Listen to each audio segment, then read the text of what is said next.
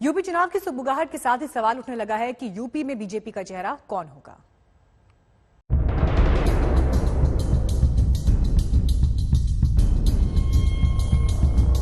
राज्य के अंदर एक योग्य मुख्यमंत्री, ईमानदार मुख्यमंत्री, कर्मठ मुख्यमंत्री, परिश्रम की पराकाष्ठा करने वाला मुख्यमंत्री है।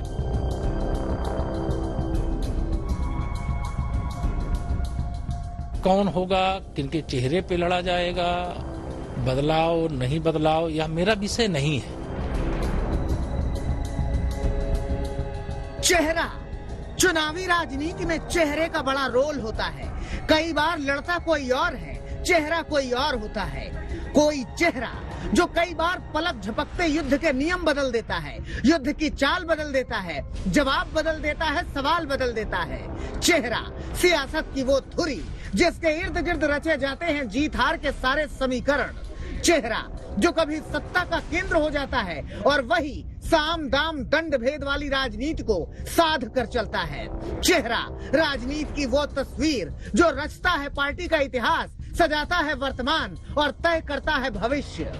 और अब इसी चेहरे को लेकर यूपी के सियासी रण में सारे चक्रव्यूह रचे जा रहे हैं। और इस सियासी सिक्के के एक तरफ है योगी आदित्यनाथ, दूसरी ओर है नरेंद्र मोदी।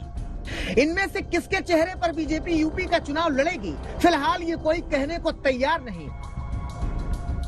अलबत्ता केशव प्रसाद मौर्य सीधे सीधे तो नहीं कह रहे हैं, लेकिन निगाहें बोलती हैं बेतहाशा। बिन बोले सब बोल गए वो, बंद पड़े पट खोल गए वो।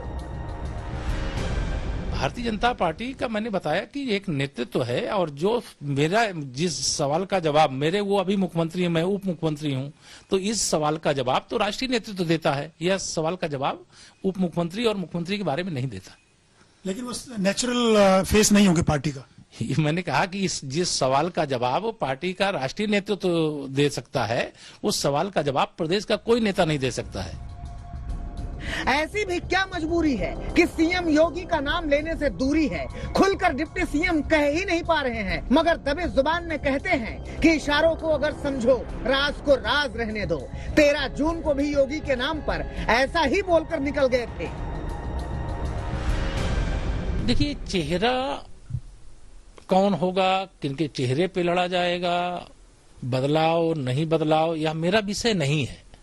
ये भारतीय जनता पार्टी, मैंने कहा ना कि कांग्रेस की तरह, समाजवादी पार्टी की तरह, बहुजन समाज पार्टी की तरह कोई प्राइवेट लिमिटेड कंपनी नहीं है। इसमें पार्टी नेतृत्व है, मार्गदर्शक हैं, लोग बैठे हुए हैं, जो उचित अनुचित जो उनको ध्यान में आएगा उसके हिसाब से वो निर्णय लेते हैं। अच्छा, और सुनिए, बीते दिनों आरएसएस और बीजेपी के मंथन के बाद जो बात सामने आई थी, उसमें सबसे अहम था योगी की अगुवाई में उत्तर प्रदेश का चुनाव। प्रदेश अध्यक्ष समेत कई नेताओं ने भी स्वीकार किया कि यूपी में योगी हैं तो जीत मुमकिन है। राज्य के अंदर एक योग्य मुख्यमंत्री, ईमानदार मुख्यमंत्री, कर्मठ मुख्यमंत्री, परिश्रम की पराकाष्ठा करने वाला मुख्यमंत्री है और गरीबों की सेवा करने वाले आदरणीय मोदी जी, आदरणीय योगी जी गांव-गांव गरीबों तक विकास कर रहे हैं। तो विकास के आधार पर ही चुनाव लड़ा जाएगा और ये लोगों के नेतृत्व में चुनाव लड़ा जाएगा। ऐसे में सवाल ये है कि आखिर केशव प्रसाद मौर्य के मन में चल क्या रहा है। क्या यूपी बीजेपी में सबसे बड़े ओबीसी चेहरे के रूप में वो अपना कद और बढ़ाना चाहते हैं?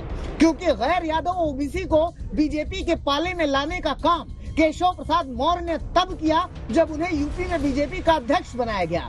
2014 का चुनाव हो, 2017 का विधानसभा चुनाव हो या 2019 का लोकसभा का चुनाव हो, तीनों चुनावों में केशव प्रसाद मौर्य बीजेपी आलाकमान के भरोसे पर खरे उतरे। चुनावी चेहरे को लेकर बीजेपी के अंदर से उठ रही आवाजों पर विपक्ष की भी नजर है और विरोधी इसे लेकर बीजेपी पर तंज कस रहे हैं। तो ये जो पंचायत के चुनाव हुए हैं, ये सही है कि पंचायत के चुनाव हैं, लेकिन कहीं ना कहीं जनता का मन पता लग गया है। इसीलिए आपने देखा होगा दिल्ली से लखनऊ तक मीटिंग होती रही। मुख्यमंत्री जी खुद अपनी परेशानी में है, सरकार परेशानी में है,